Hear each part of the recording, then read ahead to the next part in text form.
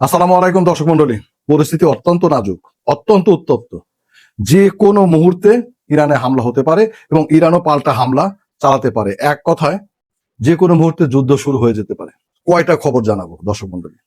Iran already Hormuz প্রণালীর পূর্ণ দখল নিয়ে নিয়েছে। হরমুজ প্রণালী এখন ইরানের পুরোপুরি নিয়ন্ত্রণে, যে কোনো মুহূর্তে বন্ধ করে দিতে পারে। এমনকি হরমুজ প্রণালীর আশেপাশে বা নিকট দূরত্বে থাকা আমেরিকান জাহাজকে লক্ষ্য করে একটা সতর্কতামূলক ক্ষেপণাস্ত্র হামলা চালিয়েছে, মানে ক্ষেপণাস্ত্র ছুঁড়েছে সতর্কতামূলক, যে তোমরা সতর্ক হয়ে যাও, হরমুজ প্রণালীর দিকে আগাবে না বা হরমুজ প্রণালীর নিয়ন্ত্রণ নেওয়ার চেষ্টা করবে না। এক নাম্বার। দুই নম্বর হচ্ছে দর্শক মন্ডলী, ইউরোপীয় ইউনিয়ন আজকে রাত থেকে 31শে জানুয়ারি পর্যন্ত প্রতি রাত্রিতে মধ্যপ্রাচ্য ভিত্তিক সমস্ত ফ্লাইট বাতিল করেছে। আপনারা জানেন না, এটা অনেক বড় সিদ্ধান্ত। ইউরোপীয় ইউনিয়নের বা আমেরিকার যে বিমানগুলো, সেগুলো মধ্যপ্রাচ্যকে ট্রানজিট রুট ব্যবহার করে সারা পৃথিবীতে তারা বিমান পরিচালনা করে। এমনকি আপনার এশিয়া, আফ্রিকা, অস্ট্রেলিয়া সমস্ত জায়গায় যে বিমানগুলো যায় তারা মধ্যপ্রাচ্যে ট্রানজিট নেয়, মানে সেখান থেকে আবার রিফুয়েল করে, মানে বিমানগুলো মধ্যপ্রাচ্য থেকে আবার ফুয়েল নিয়ে তারপরে যাত্রা শুরু করে। এটা তাদের জন্য সাশ্রয়ী হয়। এই মধ্যপ্রাচ্যকে বাদ দিয়ে যদি বিশ্বের অন্যান্য জায়গায় ইউরোপীয় ইউনিয়ন সরাসরি ফ্লাইট পরিচালনা করে, তারপরেও তাদের 20 থেকে 25 বা 30% পর্যন্ত খরচ বেড়ে যাবে। এইরকম একটা মানে বিলিয়ন বিলিয়ন ডলারের খরচের হিসাব না করে তারা এই আজকে সন্ধ্যা থেকে এই কয়েকদিন 31শে জানুয়ারি পর্যন্ত প্রত্যেক রাত্রিতেই আপনার মিডল ইস্টে তারা তাদের ফ্লাইট বাতিল করেছে, ট্রানজিট রুট বাতিল করেছে। এটার অন্যতম কারণ হচ্ছে যে আশঙ্কা করা হচ্ছে 31শে জানুয়ারির মধ্যে যে কোনো রাত্রিতেই আপনার আমেরিকা ইরানে হামলা চালাবে। এখন কথা হচ্ছে রাত্রিতে, সাধারণত স্টার্টিংটা, যে কোনো যুদ্ধের স্টার্টিংটা সাধারণত রাত্রিতেই হয়, রাত্রিতে হামলা চালানো হয়। এই কারণে রাত্রিতে আপনার ফ্লাইট বাতিল করা হচ্ছে। যুদ্ধ শুরু হয়ে গেলে তখন দিনে রাত্রে সবসময় ফ্লাইট বন্ধ থাকবে। দর্শক মন্ডলী, এইরকম প্রেক্ষাপটে ইরান কি প্রস্তুতি গ্রহণ করেছে দর্শক মন্ডলী? ইরান বলেছে আমার উপর একটা হামলা, মানে একটা মিসাইলের আঘাত আসা আর 1000 মিসাইলের আঘাত আসাকে আমি সমানভাবে নেব, আমি সর্বাত্মক যুদ্ধে নামবো। এবার আর কোনো যুদ্ধবিরতির বিষয় কাজ করবে না। আমাকে বললেও আমি যুদ্ধবিরতিতে রাজি হব না। গত 12 দিনের যুদ্ধে কিন্তু যখন ইসরায়েলের আপনার মানে ঠেকানোর মতো সমস্ত মিসাইল শেষ হয়ে গিয়েছিল, তখন আমেরিকার মধ্যস্থতায় ইরানকে যুদ্ধবিরতিতে আসতে বাধ্য করা হয়। এবার ইরান সরাসরি বলে দিয়েছে কোনো ধরনের যুদ্ধবিরতিতে আমি আর যাবো না। আমার যতক্ষণ ডু অর ডাই, যে পর্যন্ত যতক্ষণ সক্ষমতা আছে আমি যুদ্ধ চালিয়ে যাব। আর আমার হাত থেকে কোনো মার্কিন ঘাঁটিও রক্ষা পাবে না, ইসরায়েল তো অবশ্যই নয়। এখন দর্শক মন্ডলী, আমেরিকা কি টাইপের হামলার কথা বলতেছে, আমেরিকার প্রস্তুতি কেমন? আমেরিকার যে সবচেয়ে বড় নৌবহর, সেটা কিন্তু চীন সাগর থেকে অলরেডি ভূমধ্য সাগরে এসে পৌঁছেছে প্রায়। কিন্তু সমস্যা হচ্ছে এদের সিস্টেমগুলো অফ করে রেখেছে। তারা কোন জায়গায় অবস্থান করতেছে এটাও এখন ক্লিয়ার না। মানে পরিস্থিতিটা কতটা জটিল, মানে তারা আসলে এমন ভাবে হামলা করতে চাচ্ছে যে হামলাটা যেন ইরান গেস করতে না পারে কোন টাইমে হামলা হবে। এখন তাদের আমেরিকার বর্তমান প্রস্তুতি দেখে মনে হচ্ছে আমেরিকা একটা দীর্ঘমেয়াদী যুদ্ধের জন্যই প্রস্তুত হচ্ছে। তাদের যে যুদ্ধ বিমানবাহী যে রণতরী এবং যে সমস্ত যুদ্ধ জাহাজগুলো তারা উপসাগরে বা ইরানের আশেপাশে তারা নিয়ে আসতেছে, তাতে মনে হয় যুদ্ধ আপনার দীর্ঘমেয়াদী ভাবে তারাও চিন্তা করতেছে। তবে আমেরিকা বা ডোনাল্ড ট্রাম্প গতকাল রাতেও বলেছে আমি সাপের মাথায় আঘাত করতে চাই। দর্শক মন্ডলী, সাপের মাথা বলতে কি?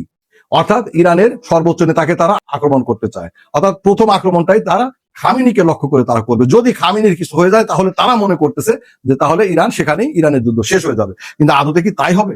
আইআরজিসি, খামিনির যদি কিছু হয়েও যায়, আইআরজিসি ইরানের কন্ট্রোল নিয়ে নেবে। আর খামিনিকে হত্যা করা কি এতই সহজ? আর খামিনিকে হত্যা করলে ইরান বসে থাকবে?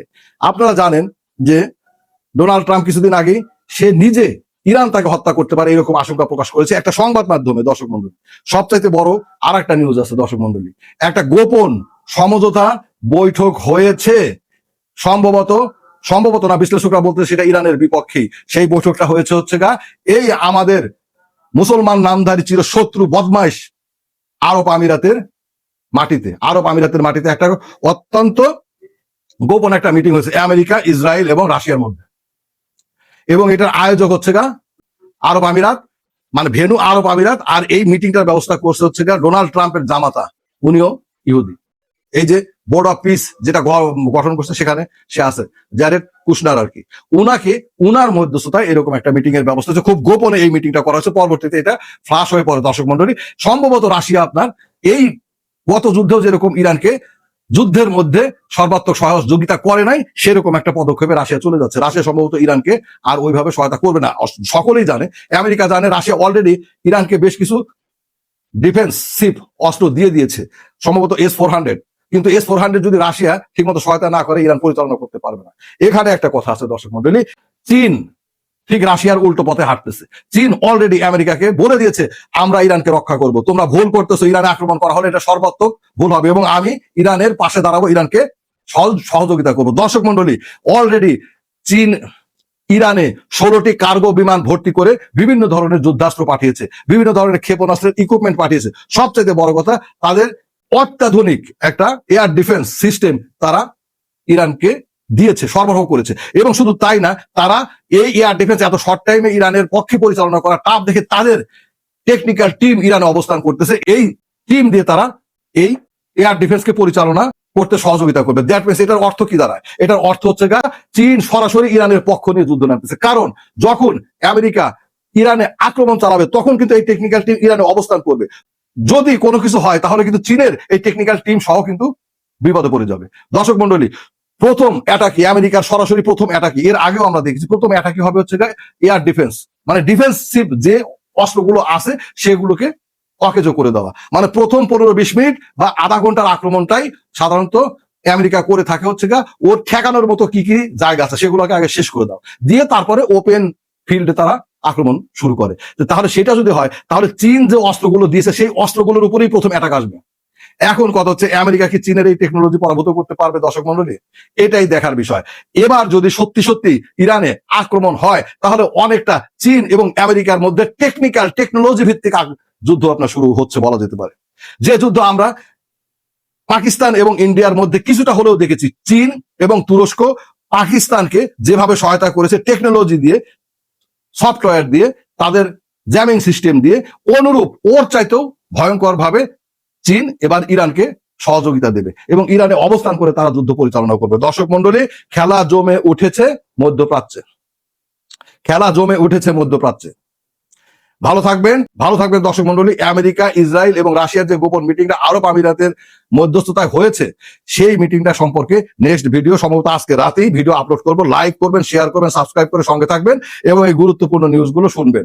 একের পর এক যখন যেটা ঘটনা ঘটবে তখনই সেটা আপলোড করবো। দর্শক মন্ডলী, সঙ্গে থাকবেন।